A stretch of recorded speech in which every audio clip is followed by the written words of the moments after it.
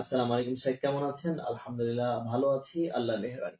আমি রিয়াজ, মাশাআল্লাহ, রিয়াজ গোপালগঞ্জ থেকে। মাশাআল্লাহ। শেখ, বিতরের সালাত এক রাকাত করে নিয়মিত পড়া যাবে কিনা? হ্যাঁ, বিতরের সালাত তো মূলত এক রাকাত।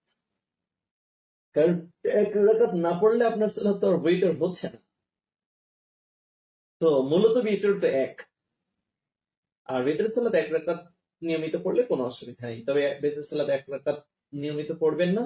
আমার সাজেশন হলো বিতরের সালাত যারা তথাকথিত সহি আমল নেওয়ালা মানুষ বলে নিজেদেরকে দাবি করে, শুধুমাত্র তারা হয়তো খালি এক রাকাতের উপরেই আমলে থাকে। কিন্তু আমাদের জেনে রাখতে হবে বিতরের সালাত এক রাকাত, 3 রাকাত, 5 রাকাত, 7 রাকাত, 9 রাকাত রাসূলুল্লাহ সাল্লাল্লাহু আলাইহি ওয়াসাল্লাম পড়েছেন।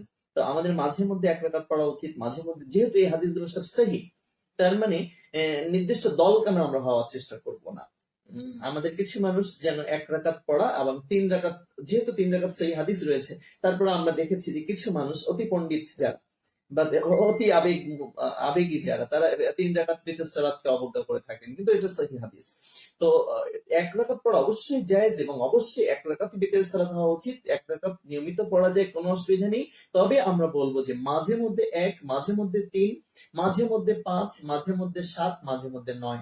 তার মানে এগুলো যেহেতু সুন্নাত, তাহলে একজন মুসলমানের উচিত তার জীবনে প্রত্যেকটি সুন্নাতের উপরে আমল করে যাওয়া। তাহলে মাঝে মধ্যে যদি আপনি 5, 7 পড়েন, 9 পড়েন অথবা 3 পড়েন, তাহলে আপনার সবগুলো সুন্নাতের উপর আমল হয়ে যাবে, যেহেতু সবগুলো সহিহ হাদিস।